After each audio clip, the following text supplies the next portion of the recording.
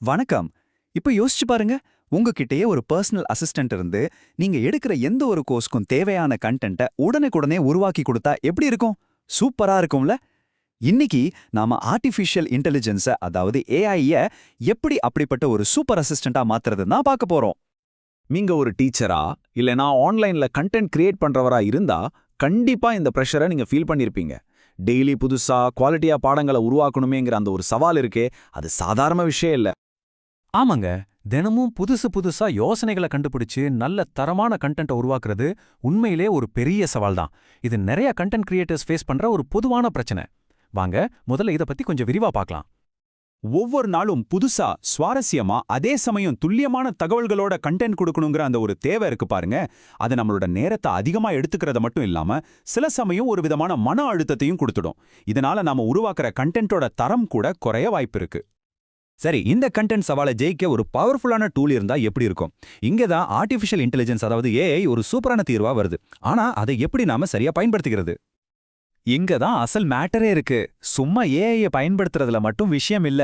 நாம அதுக்கு எவ்வளவு தெளிவான சரியான வழிமுறைகளை அதாவது ப்ராம்ப்ட் கொடுக்கறோங்கிறதுல தான் எல்லா ரகசியமும் அடங்கியிருக்கு. ஏன்னா நாம கொடுக்குற இன்புட்டோட குவாலிட்டி தான் ஏஐ நமக்கு தர்ற அவுட்புட்டோட குவாலிட்டியை தீர்மானிக்கும். இந்த ப்ராம்ப்ட ஒரு சாதாரண கேள்வியா மட்டும் நினைக்காதீங்க. இத ஒரு சூப்பரான சமையல் குறிப்பு மாதிரி நினைச்சுக்கோங்க. ஏஐ கிட்ட நீ யாரா இருக்கணும், எதை உருவாக்கணும், எப்படி பேசணும், யாருக்காக பேசணும்னு நாம எந்த அளவுக்கு விலாவாரியா சொல்றோமோ அந்த அளவுக்கு நமக்கு கிடைக்கிற ரிசல்ட்டும் ரொம்பவே தரமானதா இருக்கும். இப்போ இந்த உதாரணத்தை பாருங்களேன். ஆயுர்வேதம் பத்தி ஒரு வாட்ஸ்அப் மெசேஜ் எழுது அப்படின்னு சும்மா சொல்றதுக்கும், நீங்க ஒரு ஆயுர்வேத நிபுணர் மாதிரி புதுசா கத்துக்கிறவங்களுக்காக ஊக்கப்படுத்துற மாதிரி ஒரு பாடம் எழுதுங்க அப்படின்னு தெளிவா சொல்றதுக்கும் எவ்வளோ வித்தியாசம் பாருங்க. ரெண்டாவது ப்ராம்ப்ட் எவ்வளோ துல்லியமான ரிசல்ட்டை கொடுக்கும்னு உங்களுக்கே புரியும்.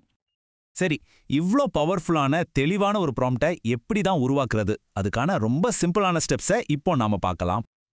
இதுக்கு ஒரு தெரிவான 5 ஸ்டெப் ஃபார்முலா இருக்கு. முதல் படி ஏஐயோட ஆளுமை, அதாவது அது ஒரு நிபுணரா இல்ல நண்பரா எப்படி நடந்துக்கணும்னு சொல்றது.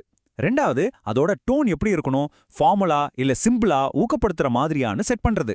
மூணாவது நமக்கு என்ன ஃபார்மேட்ல அவுட்புட் வேணும், வாட்ஸ்அப் மெசேஜா இல்ல ஒரு குவிஸான்னு சொல்றது. நாலாவது என்ன தலைப்பு என்ன நோக்கம்னு விளக்குறது. கடைசியா 5வது படி என்னென்ன வேலைகளை செய்யணும்னு ஒரு லிஸ்ட் கொடுக்கறது. இந்த 5 ஸ்டெப்ஸை யார் வேணாலும் ஈஸியா ஃபாலோ பண்ணலாம். சரி, இந்த எல்லா ஸ்டெப்ஸையும் வச்சு ஒரு நிஜமான உதாரணத்தை இப்ப நாம பார்க்கலாம். ஆயுர்வேதம் பத்தின ஒரு வாட்ஸ்அப் கோர்ஸுக்காக எப்படி ஒரு ப்ராம்ப்டை உருவாக்கலான்னு பார்க்கலாமா? இங்க பாருங்க, நாம முன்னாடி பார்த்த அந்த 5 படிகளையும் ஒன்னா சேர்த்து ஒரு முழுமையான ப்ராம்ப்டை எப்படி உருவாக்க ஆரம்பிக்கிறோம்னு இது அதோட ஆரம்பம் தான். பாத்தீங்களா?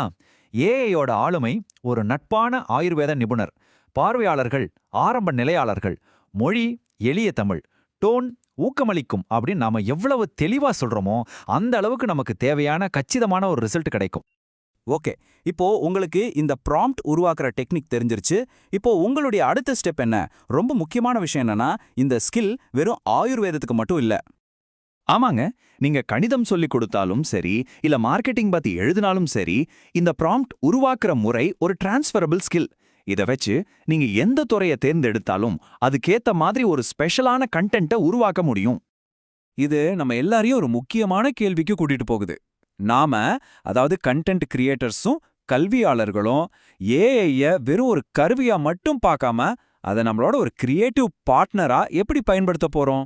இந்த மனித ஏஐ கூட்டணியோட கல்வியோட எதிர்காலம் எப்படி இருக்க போகுதுன்னு யோசிச்சு பாருங்க.